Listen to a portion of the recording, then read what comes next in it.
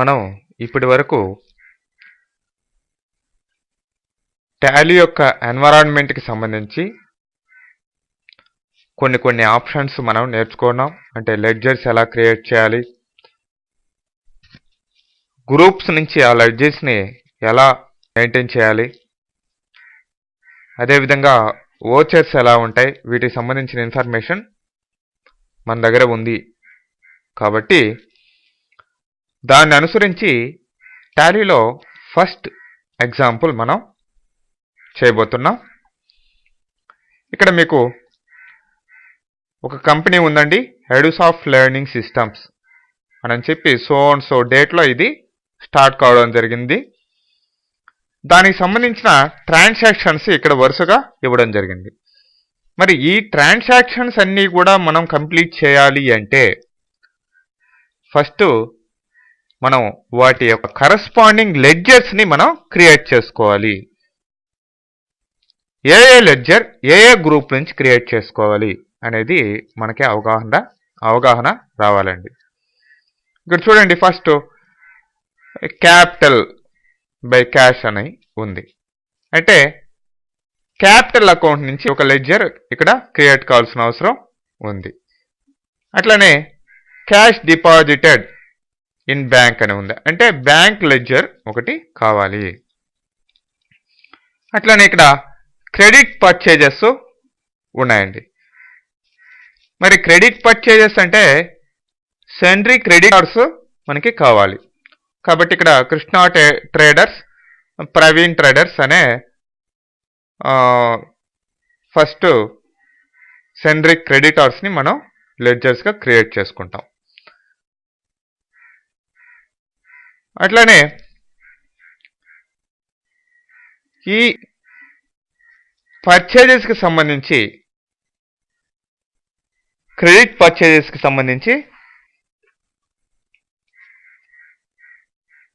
ఒక లెడ్జర్ని క్రియేట్ చేసుకుంటాం. ఎందుకంటే క్యాష్ పర్చేజెస్ ఉండొచ్చు, క్రెడిట్ పర్చేజెస్ ఉండొచ్చు. కాబట్టి క్రెడిట్ పర్చేజెస్కి ఒక లెడ్జర్. అట్లనే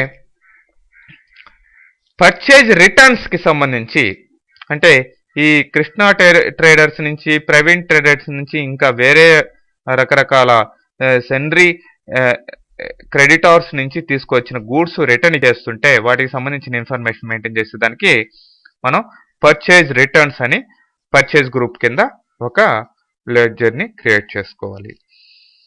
అలానే క్రెడిట్ సేల్స్ మనం మన కంపెనీ ద్వారా వేరే వాళ్ళకి సేల్ చేస్తున్నాం.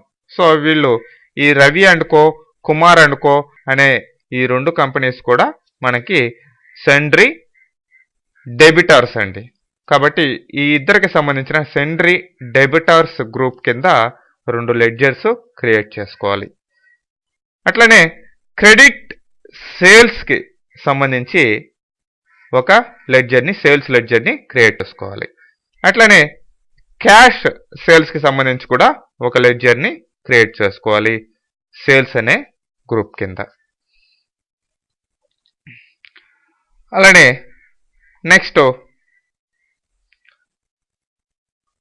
సేల్స్ రిటర్న్స్కి సంబంధించి ఒక లెడ్జర్ని క్రియేట్ చేసుకోవాలి సేల్స్ గ్రూప్ కింద అండి. ఇక్కడ మనం ఒకటి గమనించాలి, క్రెడిట్ సేల్స్ ఉన్నాయి, క్యాష్ సేల్స్ ఉన్నాయి. అట్లానే పైన కూడా క్రెడిట్ పర్చేజెస్ ఉన్నాయి, క్యాష్ పర్చేజెస్ కూడా ఉన్నాయి. వాటికి సంబంధించిన కరస్పాండింగ్ లెడ్జర్స్ని మనం క్రియేట్ చేసుకుంటాం.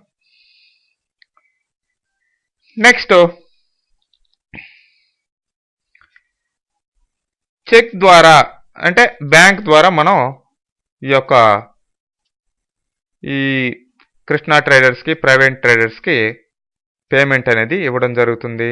సో ఆల్రెడీ వాళ్ళు మనకి సెండ్రీ క్రెడిటార్స్గా ఉన్నారు కాబట్టి మనకెట్టు బ్యాంక్ అకౌంట్ ఉంది కాబట్టి ఇచ్చేస్తాం. బ్యాంకు సంబంధించిన లెడ్జర్ ఉంది కాబట్టి.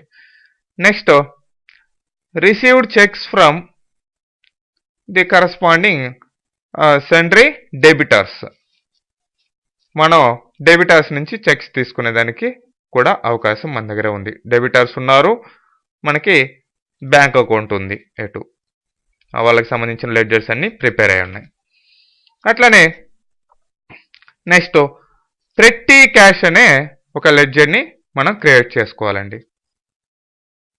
పెట్టి క్యాష్ అనే లెడ్జర్ని క్యాష్ ఇన్ హ్యాండ్ గ్రూప్ కింద మనం క్రియేట్ చేసుకోవాలి.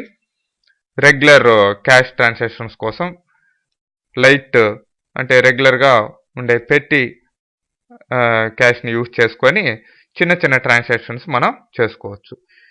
నెక్స్ట్ ఫర్నిచర్ అనే ఒక లెడ్జర్ని క్రియేట్ చేసుకోవాలి. ఈ ఫర్నిచర్ అనేది ఫిక్స్డ్ అసెట్స్ అనే గ్రూప్ కింద వెళ్తుందండి.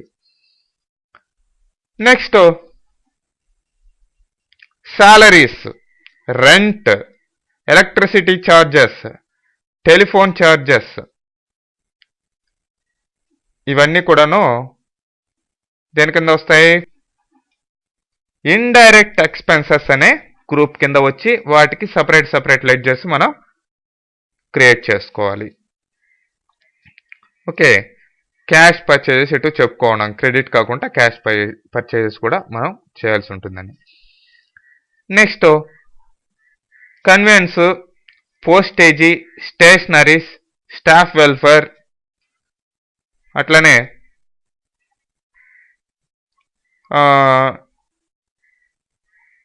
డిప్రిషియేషన్ ఇవన్నీ కూడాను ఇండైరెక్ట్ ఎక్స్పెన్సెస్ కింద, అంటే ఇండైరెక్ట్ ఎక్స్పెన్సెస్ అనే గ్రూప్ కింద మనం క్రియేట్ చేసుకోవాలి.